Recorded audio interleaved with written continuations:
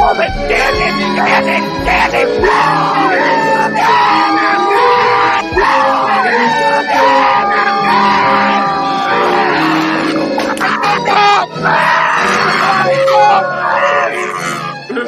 the bang bang, Preston? Come on. I can't breathe. Pub Sports Radio. Come find us in Southtown 101. Subscribe on YouTube and all platforms where podcasts are found. New year, same crew. Not really, because Brady's not here today. But I got my main man, the Cali man himself, the main fucking hitter to the left of me, Sharpie. How the fuck are you feeling today, Sharpie? I know you just came back from the horse racing track. It's been a busy week for you. We're talking about pre-flop of this has been a vacational week for Sharpie. So, you know, I'm glad to get your time and your energy to sit down and really break down the slate. I've come to the conclusion that I need to go to the horse track and not watch football and bet every week, because I swept the fucking board not watching those football and hit every goddamn prop last week. So it was a good day, man. So let's just keep this shit rolling, baby.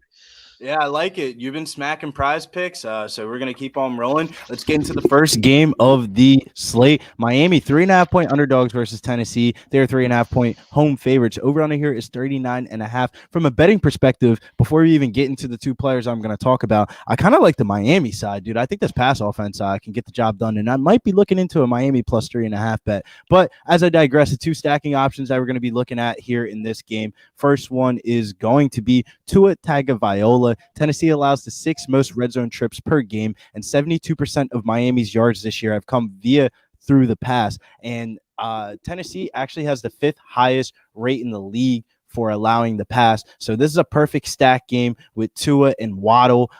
Titans have allowed opponents to throw in 65% of their offensive snaps, and Tua's been averaging 15.3 fantasy points in his last 5 games. And you know, if you go over to his stacking option, Jalen Waddle has been absolutely smashing over his last 4 games. The rookie has had 36 catches, 384 yards, 2 touchdowns off of 42 targets, with work in the rushing game as well, with 3 rushes for 48 yards, averaging 23.1 fantasy points per game. He's been absolutely smashing. You got to stack up the Tua and the Waddle. If you don't like Tua, just go with the boy Waddle. And then A.J. Brown would be the only other guy that I would be looking at, because if he's able to go in this one, he's going to be the de facto only active wide receiver for this team. Nikhil what's his name? Nikhil Westbrook-Akina is out. Julio Jones is out. It's basically just A.J. Brown and Chester Rogers, man. It was so bad. I think they gave A.J. Brown a rest day yesterday. Damn.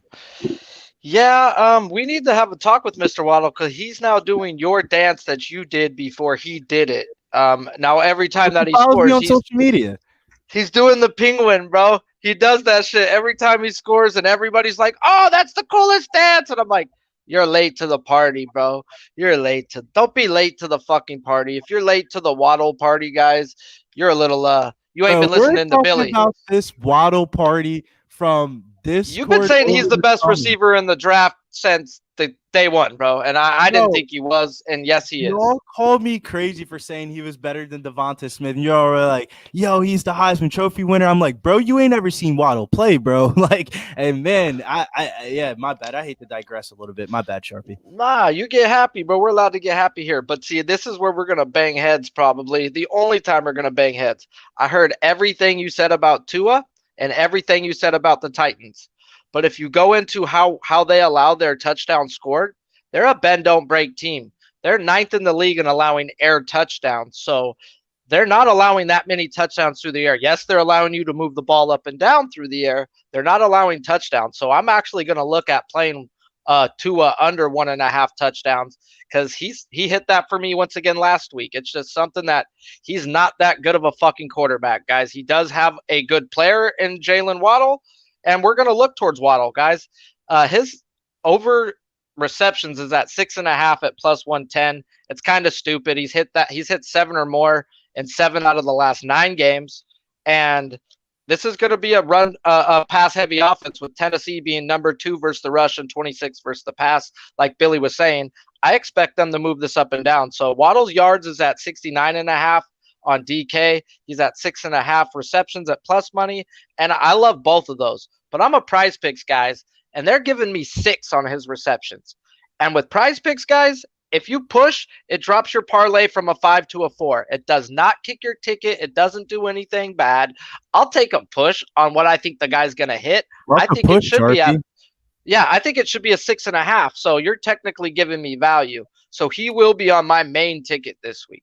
Look at that. Look at the player card right there to the right of you right there, man. Look at the last 4 weeks for Waddle. 8 catches, 9 catches, 9 catches, 10. The fact that they're putting it at 6.5 on Prize Picks, I think that's a little bit disrespectful. It's at 6 on Prize Picks. It's 6.5 DK plus money. He could have an average day and smash that prop. Yes, that's why he's a top ticket guy this week. And the guy I would run Tua with is Gesicki, guys. He did have a bad week because the other tight end did freaking vulture some of his shit last week. But he is the second target in this offense. He does look towards Waddle and Gesicki. So those are the 2 guys, if you did team Tua up, those are the 2 I'd look at. Yeah, those would be the 2 I would stack it up with too. Let's get into the next game because I feel like we just summarized that game pretty good. Next game is the New York Giants 6-point underdogs against the home favorite Chicago Bears. 6-point favorites for the Chicago Bears. Honestly, shocking that to see the Bears as 6-point favorites. Over under here is 37. It's a high school football game over under, but if there's a high school football game over under, there still will be betting interest in the betting community. David Montgomery over the last month has averaged 24 touches and 102 yards as the RB2 scoring in December. Since week 9, he's averaged 20.9 touches a game. The Giants allow the 5th most rushing yards per game to opposing running backs, 20 plus touches in 4 of his last 5 games and 5 plus catches in 4 of those outings. David Montgomery, absolute smash spot this week. Also looking at Darnell Mooney, 62 catches and 860 yards and 3 touchdowns, but 11 catches and 166 yards over his last 4 games. The Giants stand out as one of the league's worst defenses. They rank 6th worst defense in PPR points allowed to the wide receiver position. And then the other guy that I would be looking at in this game is Cole Kmet. The Giants allow the 2nd most red zone drives per game in the league, which ranks really, really bad. Kmet has 4 straight games with a red zone target and 3 straight with a end zone target. Volume has been outstanding for Kmet of recent for the last 10 weeks, seeing 5+ targets in 9 of those games, including the last 5 games in a row with a end zone target. An end zone target is different from a red zone target. A red zone target is within the 20-yard lines. A end zone target is within the actual touchdown pylon. Sharpie, what are you looking at here in the Chicago Bears and New York Giants game? Because I can't, as much as I think Saquon Barkley's due, bro, I can't put my money on that shit right now. Do we have Fields starting for sure yet, or do we know what's going on with Chicago's quarterback situation? Give me 2 seconds. Let me check what FanDuel is saying. My issue with that is I want to know how to play Montgomery, and it really matters on who the quarterback is. If Nick Foles is in, Fields, as of 2:31 p.m. today, is unlikely to available to play against the Giants after Coach Matt Nagy said Andy Dalton will start the contest and Nick Foles will serve as the number 2 quarterback. See, I don't like that either, though, because with Nick Foles, they just won the game, and he used Montgomery as a receiver and a running back. That guy had he had 7 catches, I believe, for 70-something yards last week. So, yep, I was looking. Yeah, I was looking at him to use him as a rushing receiving with Foles. You got to use him as a straight rusher if you're looking at his props with Dalton. Dalton doesn't use him as much as a receiver, but we do know he likes Mooney. And if Dalton does go to Kmet, then Kmet's the guy. I really don't want to play any fucking Bear guys now that it's Andy Dalton. I had a plan for Fields and I had a plan for Foles. I don't like backing Dalton. And I'm that psychotic dude who already has a little bit of money on Saquon Barkley over 50.5. He's had 15 plus 50.5, bro. On Prize Picks, it's at 50.5. So DK, it's at like 54.5. He's had 15 plus. He's had 15 carries in 3 straight games, and he's going versus this fucking sorry ass Bears rush defense. I ran Rashad Penny last week. I had 40.5 yards in the first fucking quarter versus this defense. And I think this is a game where freaking Barkley breaks out. I haven't said it all year, but with the amount of touches they are giving this guy, and yeah, the Bears have given up, guys. They want Nagy gone, bro. So guess what? This is the Barkley train today, and on Prize Picks 50.5, I bet that a couple days ago. It's still at the same number. I like it, Sharpie. I like the way you capped that right there because that was one of the questions that we're going to get into is what to do with Saquon Barkley because the usage has been there for him, but the production has not. But at the end of the day, we just care about the volume, man, especially in football, man. You can't always predict volume, and sometimes if we could just predict the volume, we're going to luck into some good fortune. But next game, though, Jacksonville Jaguars 16 and a half point underdogs versus the New England Patriots. Over under here is 41 and a half. The guy that I'm looking at here in this game is Damian Harris. The Patriots are going to run the shit out of the ball against the Jags this week. Harris will benefit from this, and he may break a long touchdown this week, which may save his fantasy value because I think Ramondre Stevenson will get some touches as well. But on this game specifically, I'm looking to play Damian Harris anytime touchdown. The other guy that I was looking at in this game was Darway Umbunguale. Brady was talking about him on Wednesday, but as I dig a little bit deeper, I'm kind of off of that play at $5,500. He played 82% of the snaps. While that looks good, carrying the ball for 17 times for 57 yards and a touchdown while adding two catches for 11 yards. It was also against the fucking Jets, bro. The Jets are a really bad rush defense. The Patriots defense allowed the 13th most fantasy points per game. But the caveat to this is the Patriots have allowed under 110 rushing yards in 6 out of their 8 wins. Vegas is saying that the Patriots are going to win, and if the Patriots are going to win, then that means I'm off of the running backs in this game, and I kind of want to more go to the wide receivers. I may go back to the well. No pun intended, but I may go back to the well with my boy Laquan Treadwell because he's caught 24 passes on 40 targets for 323 yards, averaging 21.5 yards per game. Doesn't look that good, but the last couple of weeks, he's been absolutely smashing. The Jags have thrown on 61% of their passing plays. Their offense is set up 61% of their plays are passing plays, 38% of their plays are rushing plays. Chenault's been activated off the RR, so I think Treadwell's receiving yards are still going to be around that 42.5. And if they post that, give me that garbage time out there, man. Quan Treadwell's going to get it done in garbage time again. Garbage time is all the time, baby. It all counts the same at the end of the day. Sharpie, is there anything that you're looking at here for this Jacksonville Patriots game, or is this the first backward of the day for you? It is a pass, bro, but pretty much other than what you said about Harris, I think they're going to end up giving Stevenson more of the run. Like, it's a minus 16 New England, and if they are up by that much, I think they try to baby Harris to get to the playoffs. He is hurt. He is coming off a few concussions, this and that. And when I've noticed them get big leads and they're both in the game, Stevenson gets the run the last few freaking quarters. So I'd be looking to play Stevenson in this spot, in my opinion. Yeah, we'll look into that a little bit deeper into I feel like the slate just in general. Basically, Patriots running back is the one to circle in that game, whichever one you feel like is more value, because everything that I said about Damian Harris could be applied to Ramondre Stevenson as well. But Sharpie, and I think that's the summary of that game is you really want to circle Patriots running back, and if you want to get a little bit frisky, just go Laquan Treadwell receiving yard prop. But next game, though, KC 5-point road favorites over the Cincinnati Bengals. Over on here is 51. This is the game of the slate. We're going to talk about each team individually. I'm not going to talk about both teams. We're going to start it off with the Kansas City team, Sharpie. Patrick Mahomes is going to be the leader for this one. Over his last 3 games, he's completed 73% of his passes, averaging 308.7 yards per game and 9.2 yards per attempt. And he's thrown for 8 touchdown passes and 1 interception. Mahomes has also ran for 52 yards over the last 3 games. And the Bengals defense is in the middle of the pack. The matchup I'm not really too concerned about. If I was looking to stack him, you know that the guys that you're going to stack him with. Tyreek Hill, he didn't look that good last week. That was actually one of my bets on the show was anytime touchdown, but he only played on 42% of the snaps. He actually might have had the vid for all the fuck we know. Hopefully he should be feeling better, and the Chiefs are expected to get Travis Kelce back as well, and the Bengals have not been good at guarding the tight end position this year. They are giving up the 7th most fantasy points per game to the tight end position. And then Darrell Williams in this one, $6,200 over there on FanDuel. On paper, this is a bad matchup. The Bengals have allowed the 5th fewest fantasy points to the running back position, but Williams can remain relevant just off the volume alone with Clyde Edwards-Helaire on collarbone injury. In the 5 games this year without Clyde Edwards-Helaire this season,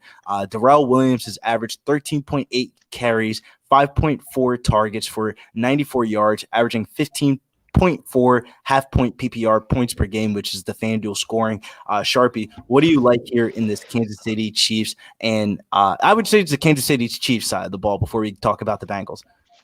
Man, like You already said it. I already circled Kelsey. Kelsey's yards are at 69.5 on DK, and on Prize Picks they're 65.5. But then what I like even better on Prize Picks is they've got Kelsey's reception touchdown under over, and they've got him at a -140 on FanDuel, guys. And when you're playing Prize Picks, it's just win or lose. It doesn't matter what type of juice you take. So I always research the touchdown props. And when you're going to give me value, and like how Billy just said how bad they are fantasy-wise, this will be a Kelsey spot, whether it's touchdown or his fantasy score. They haven't put up his fantasy score yet, but this is a Kelsey smash spot. And if I was to play a prop, I want Darrell Williams rush and receiving yards. I think he's the spot right there. I like it, Sharpie. Very well said. Let's get into this Bengals side of the ball because the Bengals have been one of the hottest teams in the NFL right now.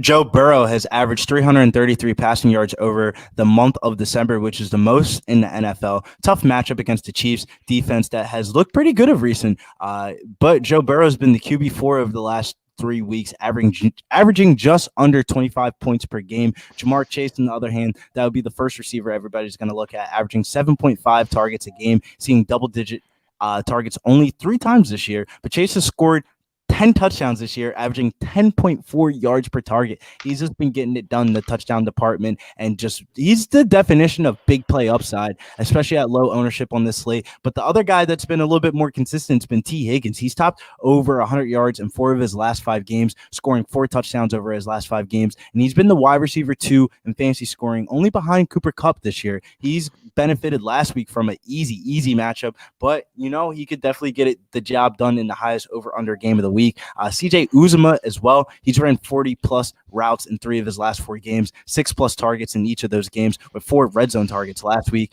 CJ Uzomah could be a value on the betting market. But Sharpie, what are you looking at here for the Cincinnati Bengals props? The thing I was looking at, and that's funny, man, CJ Uzomah, his freaking receiving yards on Prize Picks was at 26.5. And for a guy who's getting 6 targets in the last 4 games versus a spot, I know the AFC West.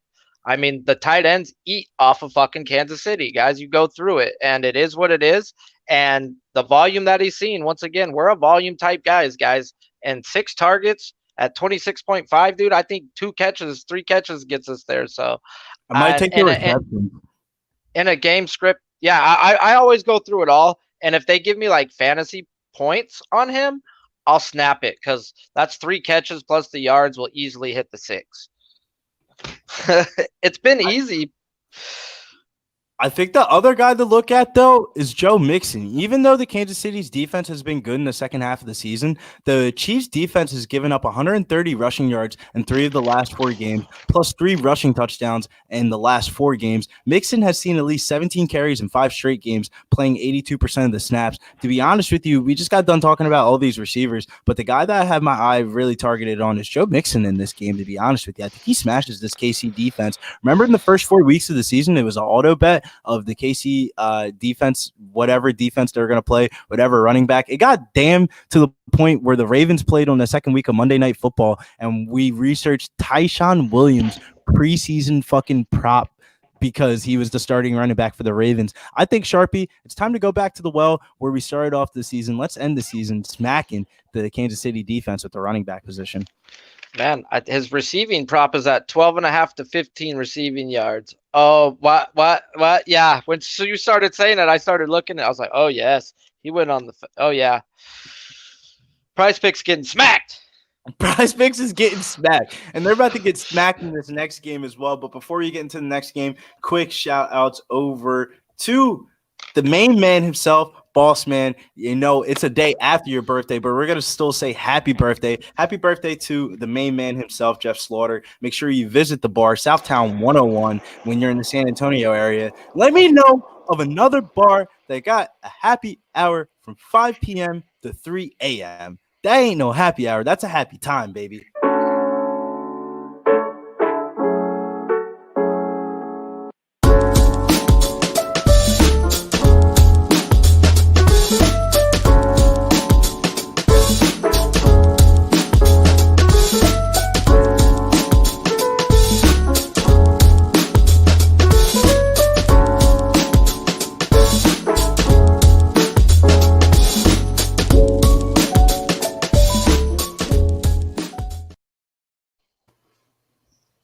And we are back for week 17 talk. Next game here that we're going to be looking at is the Tampa Bay Buccaneers versus the New York Jets. The Tampa Bay Buccaneers 13-point home favorites in this bout. Man, the books are going to say that Tampa Bay is going to get the job done in this one. So how are we going to get paid in this one? The first guy that we're going to be looking at here is Antonio Brown, man. And this is a big incentive. We need to start looking at contract incentives. It's that time of year. And Brown has some notable incentives for the rest of the season. He needs 11 more catches and 281 more yards and 2 touchdowns for a 330K bonus for each category. He got 15 targets in the last game. Over the last 3 weeks, he's had 36 targets, 26 catches, and 318 yards for 3 touchdowns. The Jets allow the 5th most fantasy points per drive. So AB, man, if that boy want to get paid, today is the day on Sunday. And man, I thought, you don't really read into the contract incentives because you think that's one thing or another. Bro, homie got 15 targets in his first game back last week. You don't think Antonio Brown doesn't want to make 330K in each of one of those categories? I'm going to have AB in my lineups this week, and that's going to be one of the auto bets on the prop market this week. Also going to be looking at Rob Gronkowski. He was a big letdown to fantasy owners last week, finishing with 1 catch for 23 yards and 2 targets.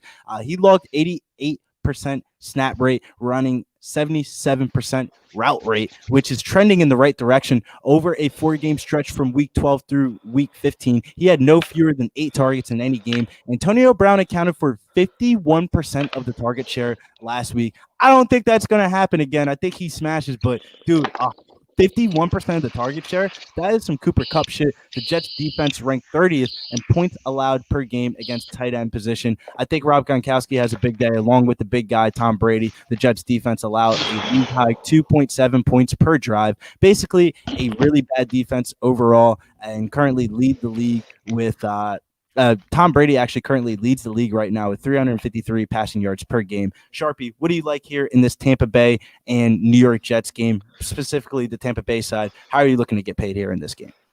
I am a fucking pothead, Billy, and you are a pothead. But I don't forget shit, bro. That's the one thing that like people think that potheads are like, oh, they forget shit. Nah, dude. I might forget what I ate yesterday, bro, but I don't forget shit. And you just said what he needs to get his incentives. Do you not remember last year, the last game? Brady did everything to make sure Antonio Brown got fucking paid. Brady is that quarterback to make sure you get your fucking incentives. He's not making a lot of money.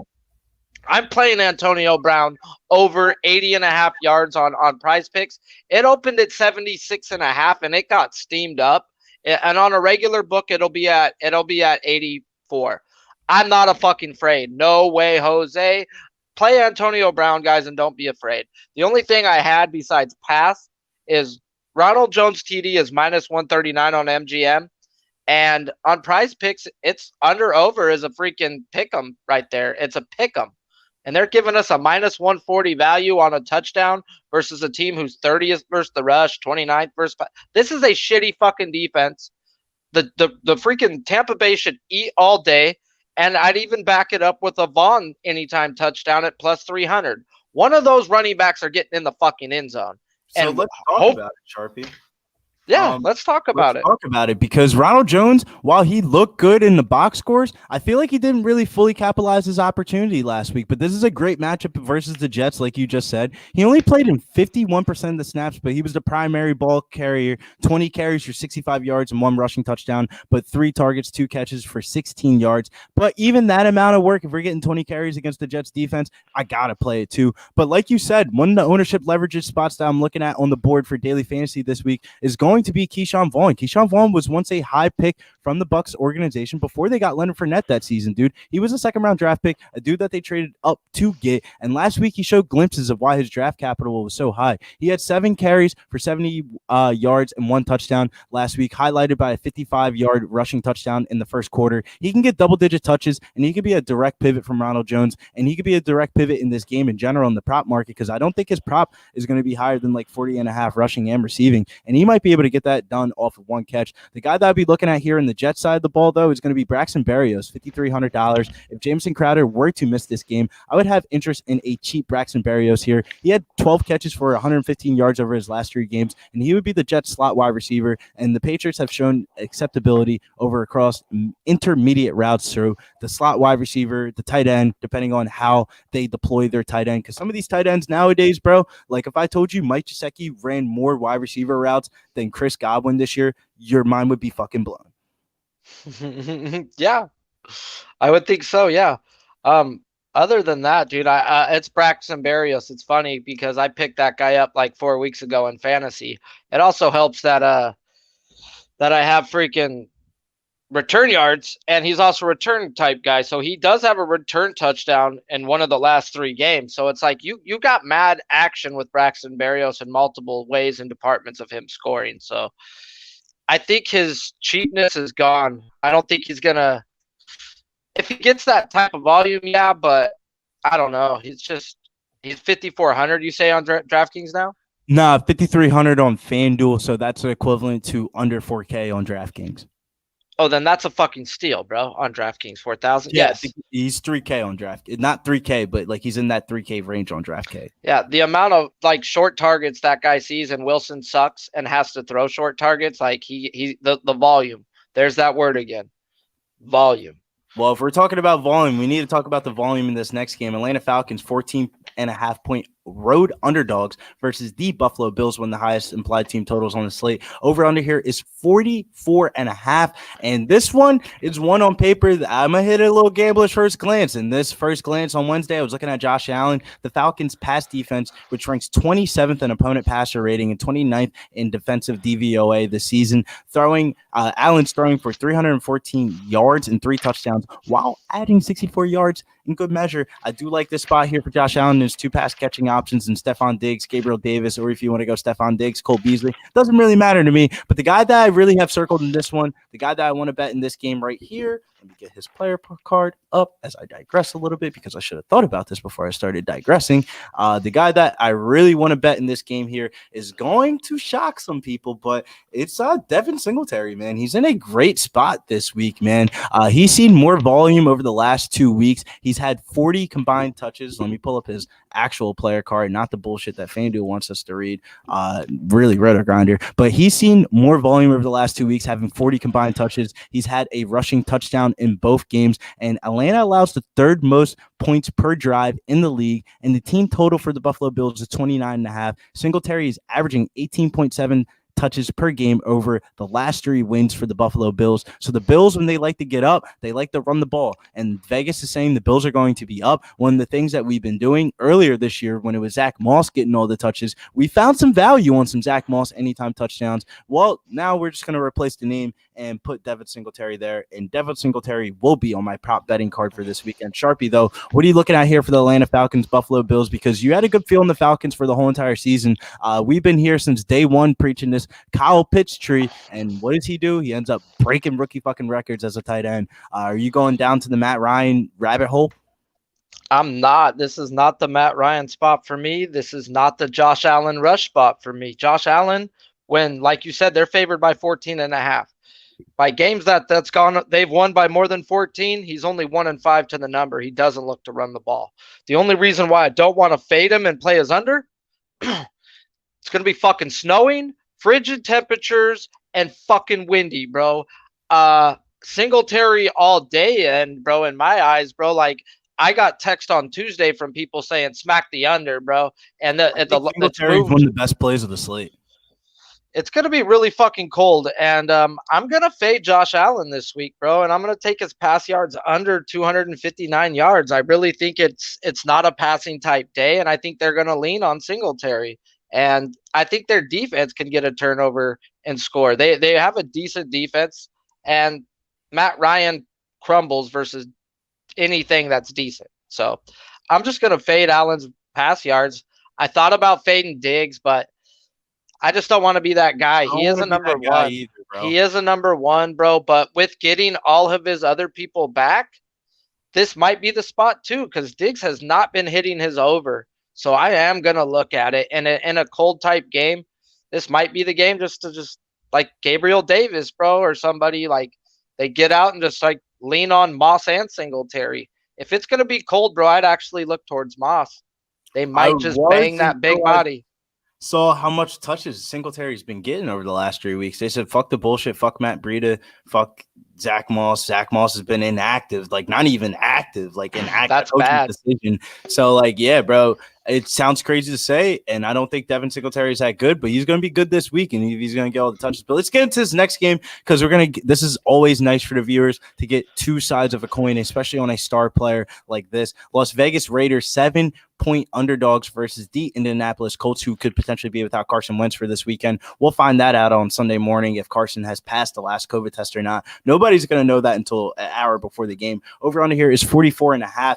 The guy that we're going to be talking about here, me and Sharpie, I'm going to give you one side of the coin. Sharpie's going to give you the other side of the coin. It's up to you as a viewer to make that decision for yourself. Me personally, the Raiders have been allowing 115.7 rushing yards per game. The Raiders defense is ranked 19th rush defense in the league. In Taylor's only game versus the Raiders, he notched 150 rushing yards against the Raiders. During Taylor's last 3 games, he's had 421 yards off of 88 carries, 140.3 yards per game, and 3 touchdowns. But Sharpie feels like, on the other hand, there's a reason to merit to fade Jonathan Taylor in this game with no Carson Wentz. Sharpie, would you like to tell him more about that? Yeah, but I'm going to get into the Carson Wentz thing. So I think the books know it's -7. That means Carson Wentz is playing, guys. They wouldn't have no freaking line out there if they didn't really know. In my eyes, I mean, I'm all into conspiracy theories. He passes it. Yes. So that's why I'm going to say Carson Wentz is in. So that's why I like this even. I mean, I wish it was a backup quarterback because then you could load the box more. But I'm going to be playing Jonathan Taylor under 106.5 rush yards, guys. It's 105 on DK. It's 106.5 on Prize Picks. It takes balls. I get it. I am 0-1 in fading the top 2 players in the fucking NFL. Cooper Kupp, I'll never do it again. Jonathan Taylor proved me fucking wrong.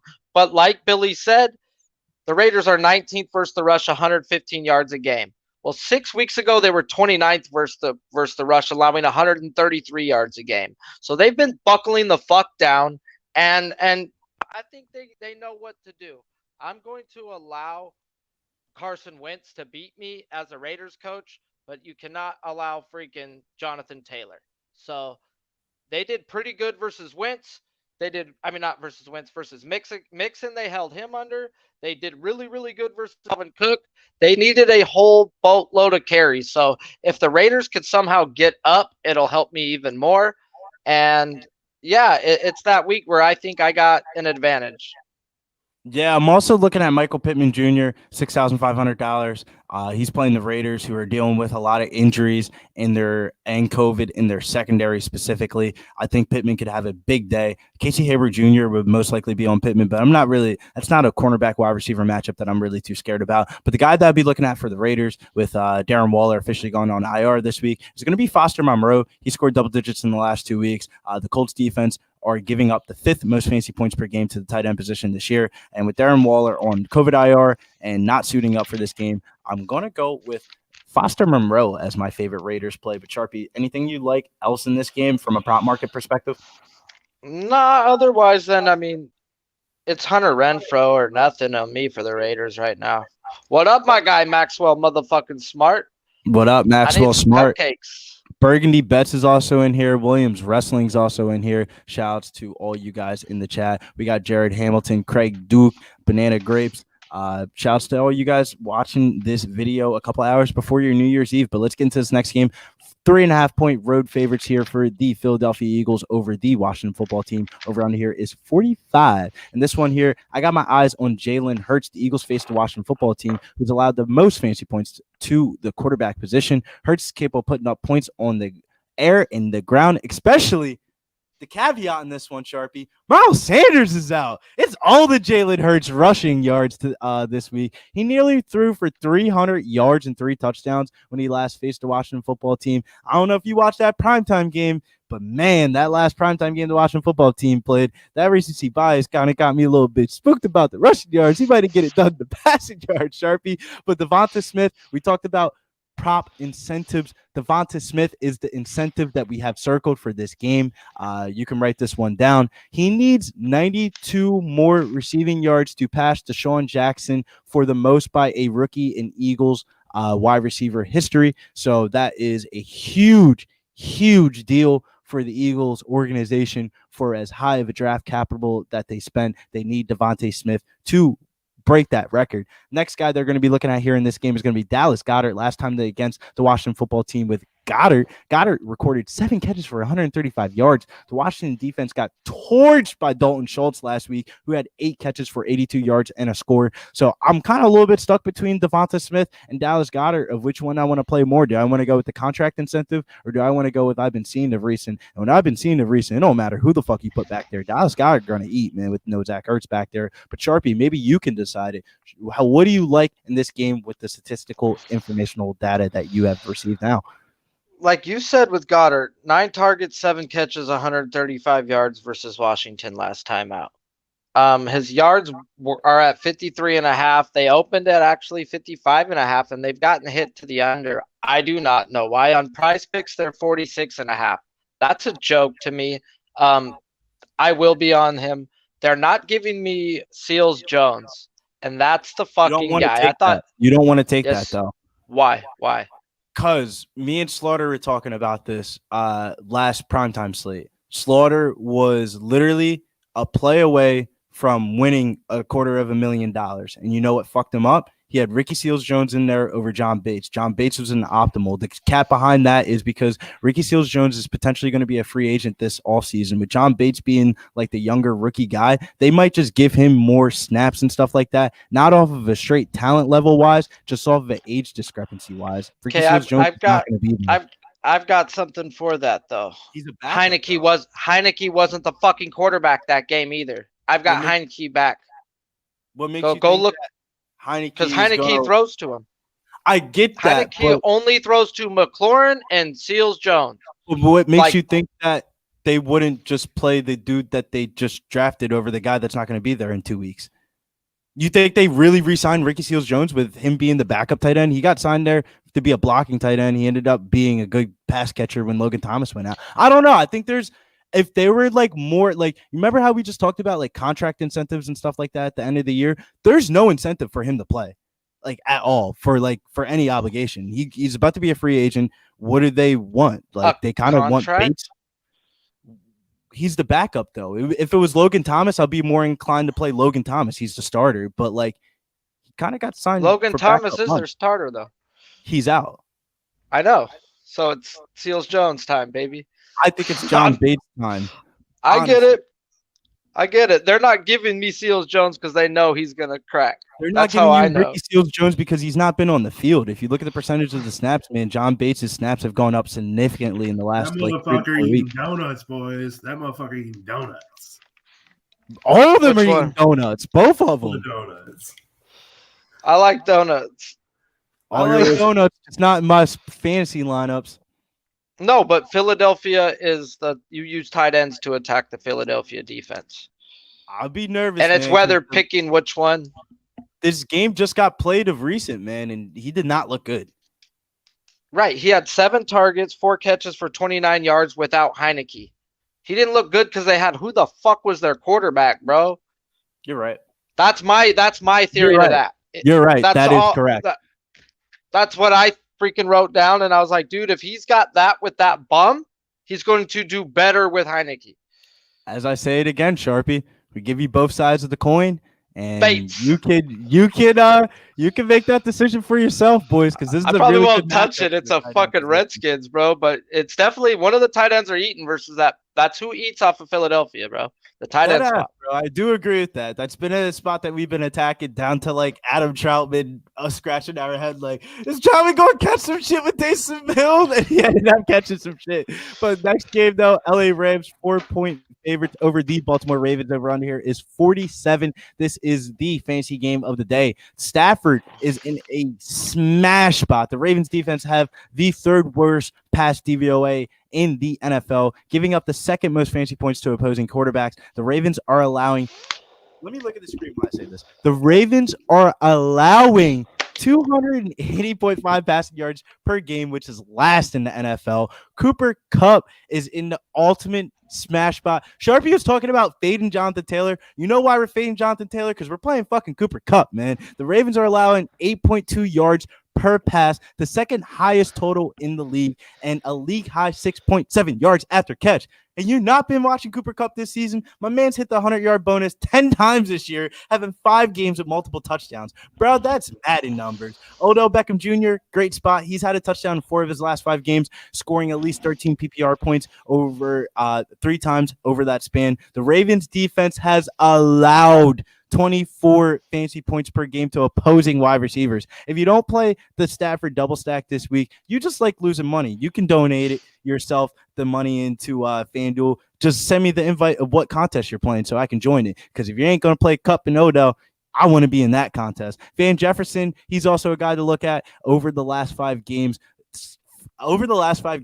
7 different wide receivers had at least 85 yards against this Ravens defense. Jefferson has scored at least 14 PPR points 3 of his last 5 outings for 3 touchdowns over that span. But as Odell Beckham has become more acclimated into the offense, so has Van Jefferson's target discrepancy has dropped. But the other guy to look at on the Ravens, man, Mark Andrews, he's been absolutely smashing. The Rams have the 25th ranked defense this season, giving up 262 yards per game through the air. In the last 3 games, Mark Andrews has had 29 catches for 376 yards and 4 touchdowns, targeted 34 times and averaging 125.3 yards during this time period.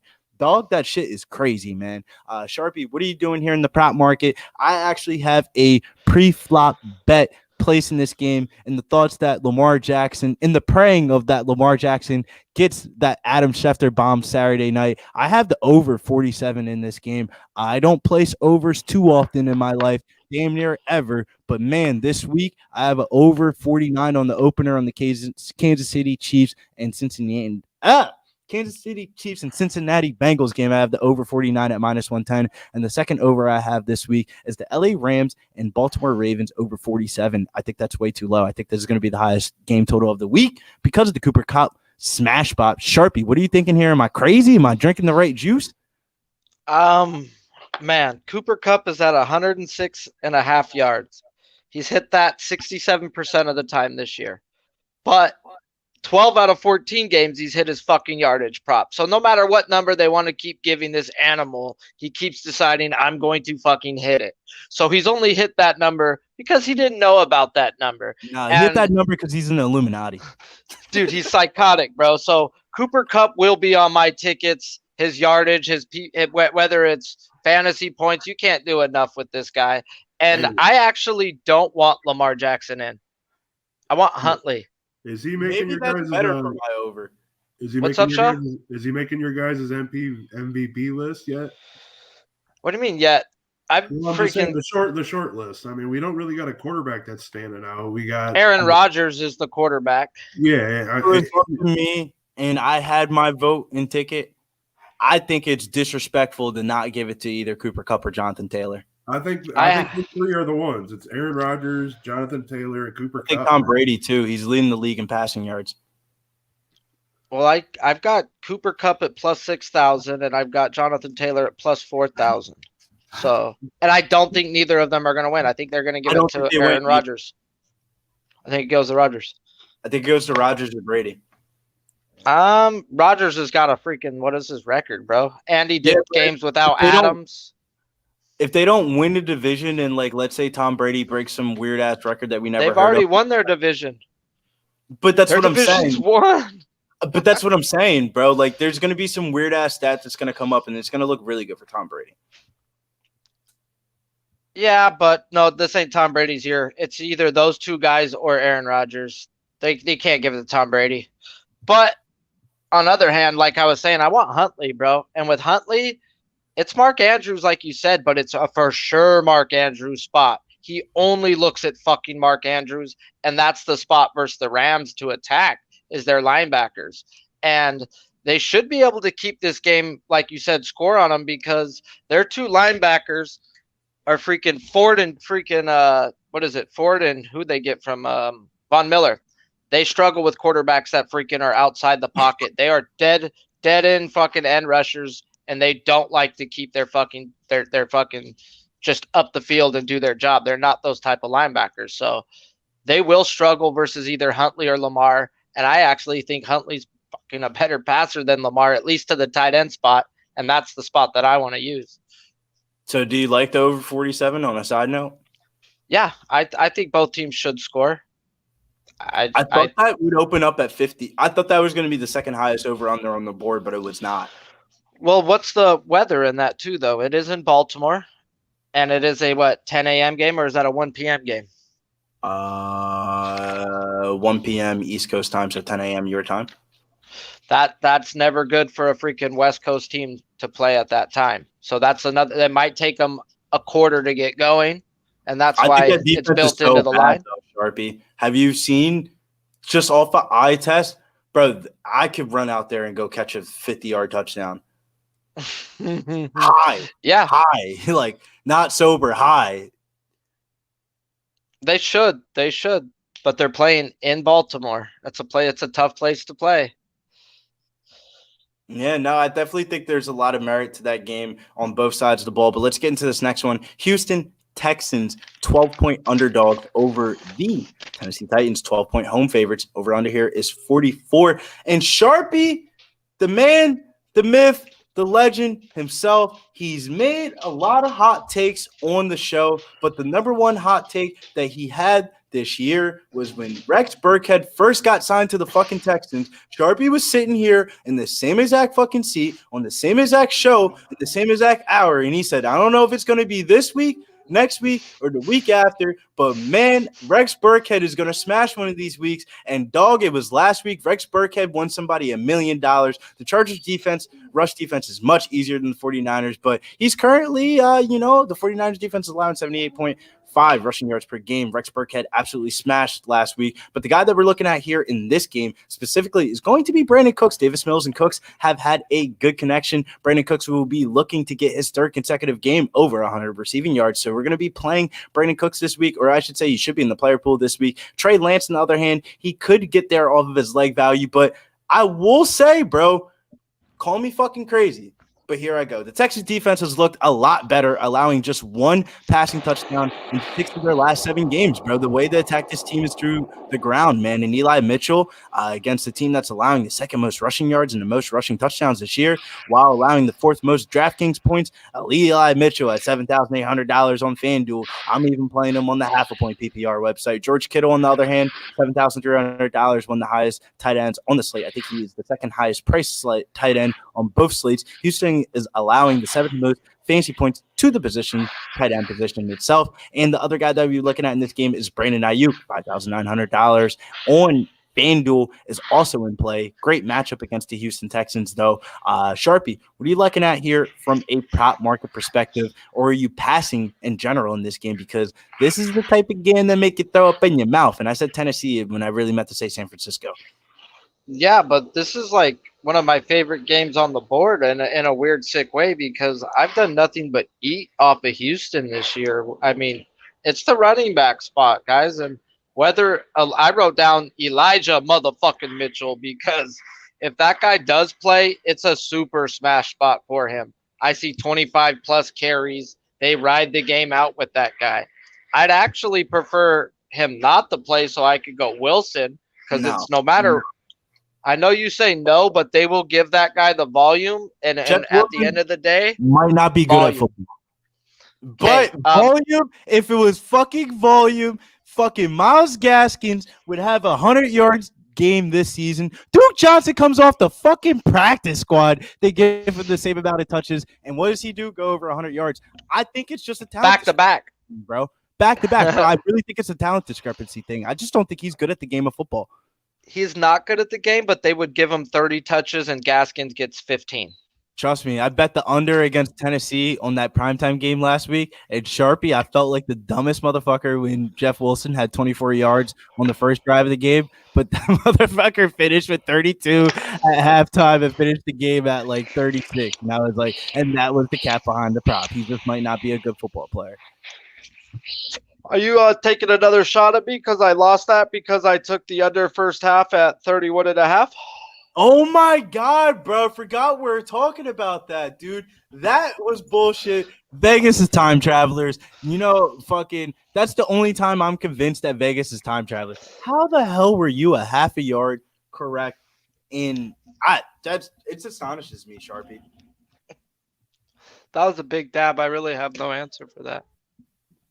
Yeah, no. But let's get into this next game, though, because there's an answer for this one. Arizona Cardinals are 6-point favorites over the Dallas Cowboys. Might be placing the Dallas Cowboys bet this week. Over under here is 51.5. The first guy that we're going to be looking at here is Kyler Murray. The Cowboys secondary is allowing 258.1 passing yards, and the Cowboys have ranked 23rd pass defense this year, and 1.3 passing touchdowns allowed per game. The defense is ranked 6th in the NFL. But the guys that are going to be looking at here in this game is going to be Christian Kirk. Without Hopkins, Kirk has had the highest target market share on the season for this Cardinals team. He should be in a high-scoring affair, back and forth in Week 17. Love me some Christian Kirk. The other guy they're going to be looking at here is Zach Ertz over the last 3 weeks, totaling 32 targets during this span, 5 targets in the red zone. With that touchdown upside at that price tag, you can't ignore it. He is the best tight end point per dollar play of the slate. Sharpie, what are you looking at here in this Arizona and Dallas game? Because Dallas, it's kind of like when everybody's healthy in Dallas, they're going to score, but it's like, all right, am I going to play CD or am I going to play Cooper? Which one's going to fuck me this week? Yeah, I am big then. Show that shit was like, oh, I think I saw Jeebus there. But in this game, like you said, it's Ertz for me. I'm looking towards his receptions. They weren't giving it to me yet. They gave me his yards, and his yards matched where it should be. His last 3 games without Hopkins, his average is 53.5 yards, and that's where they got his yards at. But his catches are 5, 6, and 8. So I'm looking towards playing his catches or his fantasy yards. He has only scored in 4 of 16 games, so he's not the end zone, not the red zone target you would think he used to be. They're not using him like that, so I wouldn't be trying to play like his fantasy score because they try to add a touchdown into that a lot of the time. So that and is the only way I'd be looking for. Like you said, he's in a smash spot for tight ends, and they've been splitting Zeke and Pollard. And like you said, dude, it's like pick your fucking poison. And Pollard's the juicier, got more juice, but they're letting Elliott score the touchdowns, guys. So it is what it is. They're keeping both players happy at the end of the day, but until they unleash Pollard like all the way, I don't want to pick. It's pick your fucking poison. I'm sure one of these players are going to be on the optimal or some bullshit. Bro. One of these players are going to be in the optimal, and to be honest with you, there's no statistical data information that's going to make me really decide between CeeDee Lamb or Amari Cooper. The only thing that's really going to decide that is the ownership that's an hour before this slate, because if Cooper is going to be more high owned because of the price tag compared to CeeDee Lamb, I'll just play CeeDee Lamb. It doesn't really – I don't think it makes a difference, to be honest with you. I think their upside is exactly the same. So, yeah, I didn't pick any Dallas players to go after. It's just like I want an edge. I want to find somewhere where I could attack. And it's probably the tight end spot. That is probably the spot to go look after because I got it. I think I got to play the Ertz touchdown. I played it on Christmas at plus 235. Man, those 5 red zone targets are really standing out to me. If this is going to be the actual highest over under on the board, not the second, the highest over under on the board, if there's going to be touchdowns scored in this game, I want touchdowns in this game. Another guy to look at in this game is Antone Wesley, who's been the direct replacement for DeAndre Hopkins. Everybody thinks it's the rookie Rondale Moore, but if you look at Rondale Moore's yards per target, bro, it's damn near comparable to a fucking scat running back, bro. He's not being used like the way people think that he's being used. It's Antone Wesley, who is the direct DeAndre Hopkins replacement. They're kind of throwing AJ Green out there as a decoy wide receiver, and I know Diggs has been somewhat quiet of recent, but I think Diggs is going to bottle up AJ Green, and that's going to leave Antone Wesley on the other side wide the fuck open, and I think he scores a touch. He's another guy that could score a touchdown again, bro. On Christmas Day, his touchdown prop was at like plus 455, and he's been the volume's been there, man. But let's get into this next game. Carolina, 6.5-point road underdogs versus the New Orleans Saints. Over under here is 38. Another high school football over under. The only guy that I've circled here in this game is Alvin Kamara. That would be the only person I would play, as the Carolina defenses allow 101.6 rushing yards per game to the running back position. Could just be a good Kamara spot day against this Carolina defense that I think is putrid. Anything you're looking at here for this Carolina New Orleans game? Because this is the first back of the day for me. Dude, I didn't even. Fuck this game, bro. I'm good. Next Maybe game, maybe DJ Moore is in a good spot because I guess Sam Darnold is going to start. Sam Darnold's supposed to start, and that's all he looks at was DJ Moore. That's all he would look at. You're right. I'm not gonna play him. Sam Darnold was in there for 100 every pass attempt.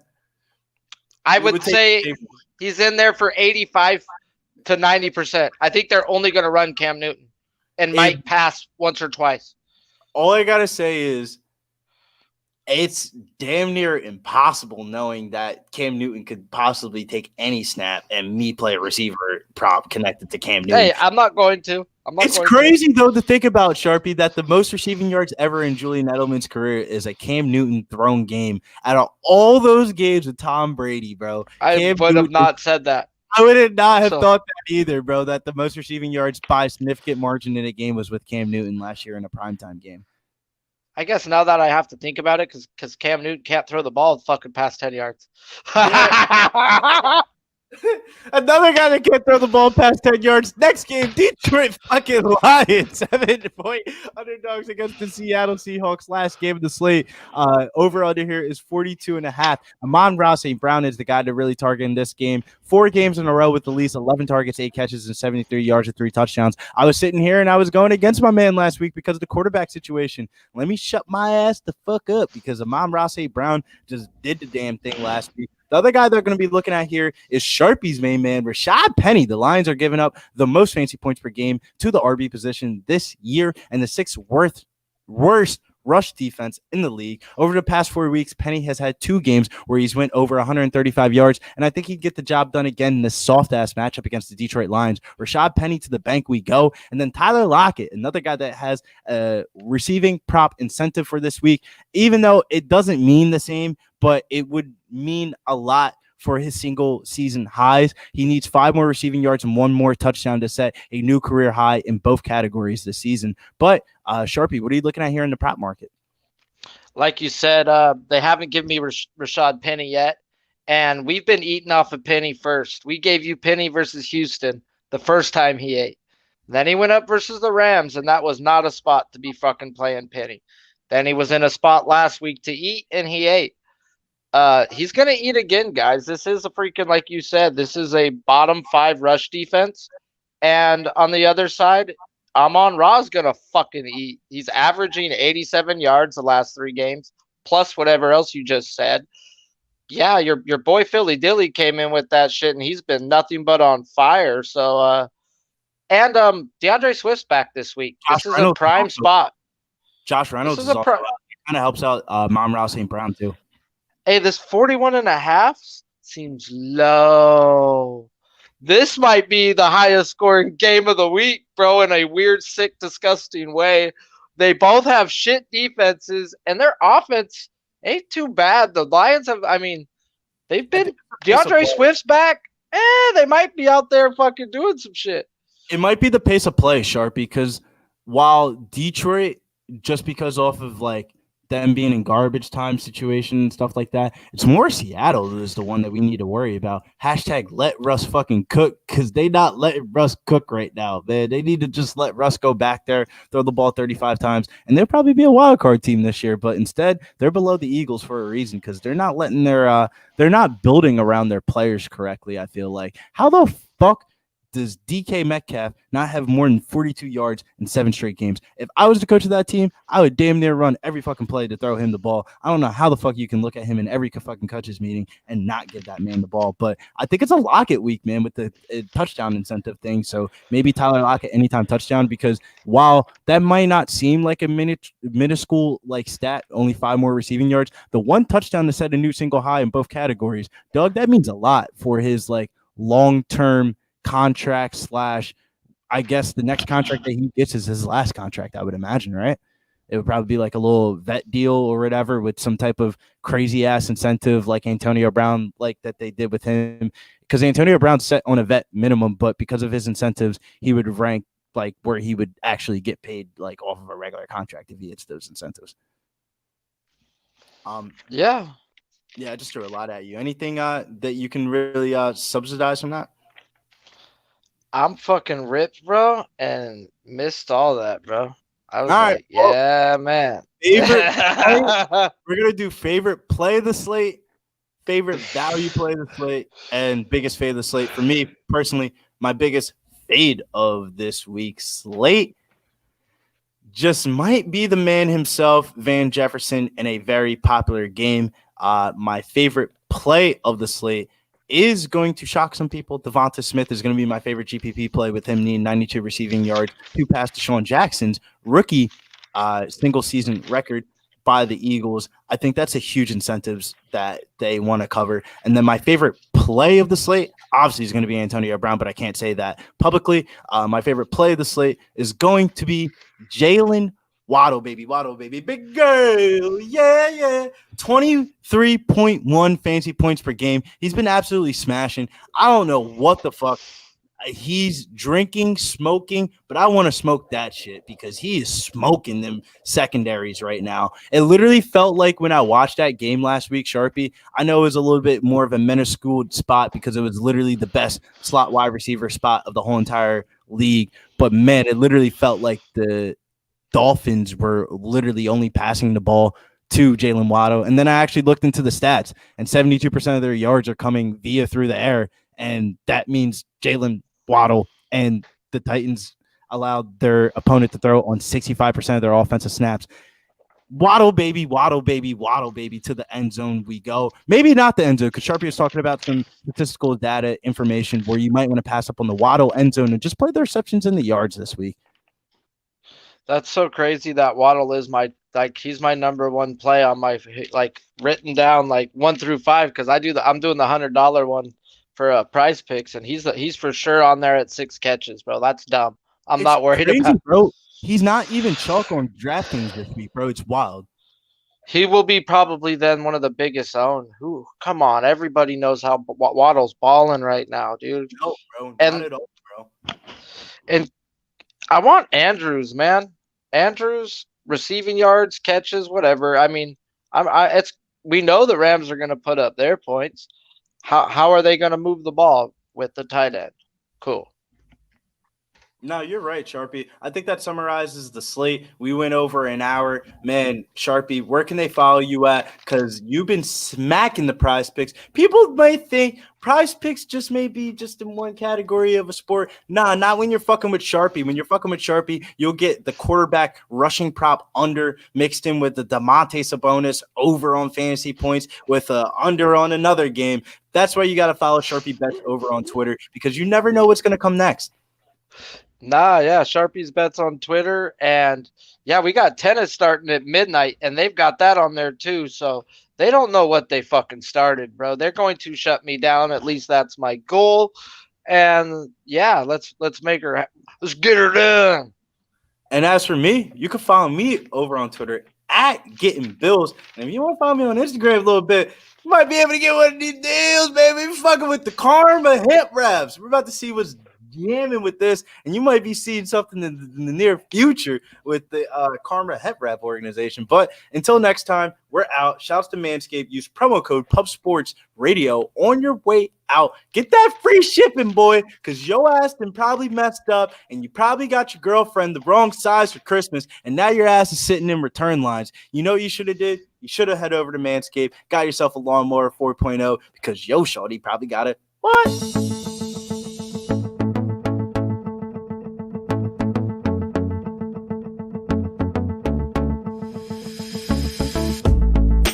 Real fucking classic.